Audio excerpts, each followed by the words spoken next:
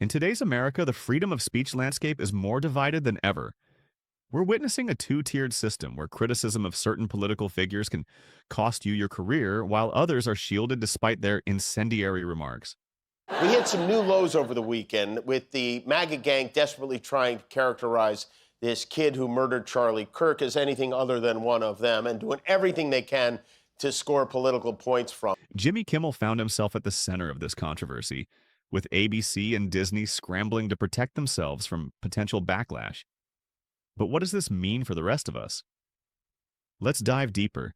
The saga of Jimmy Kimmel's show being pulled off the air is a striking example of the current climate surrounding free speech in America.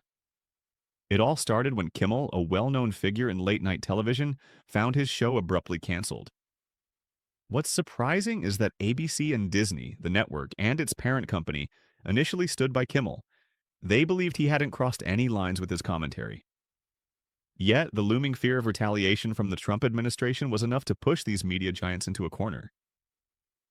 Imagine the pressure of having to make decisions not based on the content of your character or the merit of your work, but on the potential political fallout. This is the reality that ABC and Disney faced.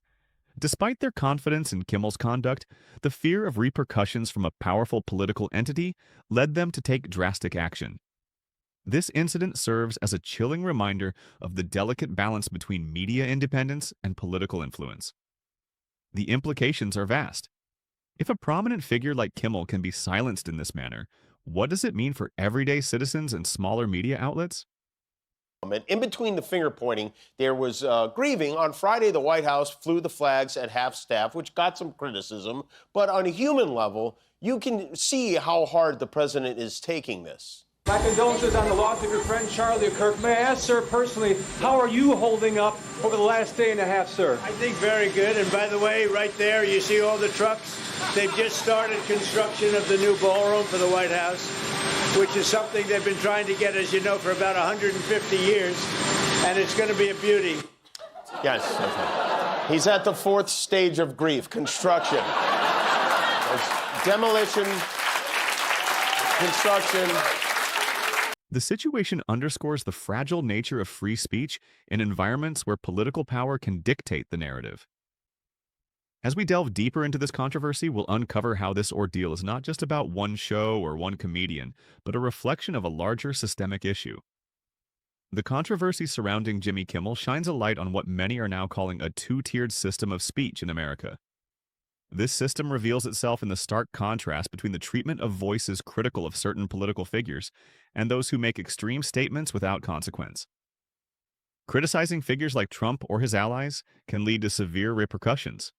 Careers can be jeopardized, shows can be canceled, and public personas can be tarnished, all for expressing an opinion or making a satirical comment.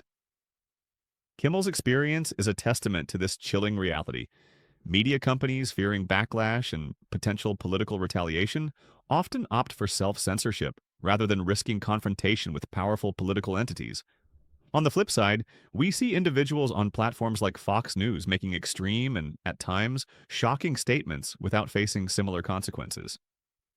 The protection they receive highlights a disparity in accountability. For instance, when Brian Kilmeade made his controversial remarks about homeless individuals, the lack of repercussions was telling. It exemplified the protection some voices receive despite the incendiary nature of their comments. This two-tiered system raises important questions about fairness and equality in media. How can free speech be truly free if the consequences of speaking out are so unevenly distributed?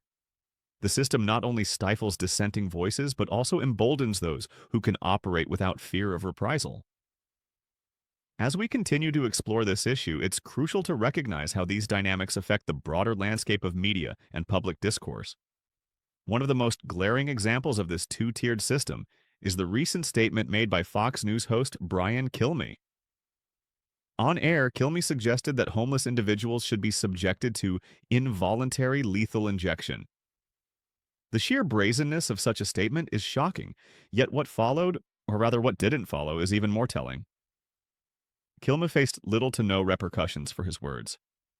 In a media landscape where criticism of powerful political figures can lead to immediate backlash, it's astonishing that such an extreme suggestion could be met with silence. This lack of accountability highlights the protection some commentators receive, seemingly immune to the consequences that would befall others for far less. This disparity raises critical questions about the role of media companies and their responsibility to uphold certain ethical standards. Why are some individuals allowed to make dangerous and inflammatory statements without facing the music? It's a question of fairness, but also of safety and ethics in public discourse. Calls for accountability have been growing louder, with many urging Fox News to take action against Kill Me. The network's financial independence, largely supported by subscriptions rather than advertising, complicates traditional boycott strategies. However, the public outcry continues, emphasizing the urgent need for media platforms to adhere to consistent standards of accountability and responsibility.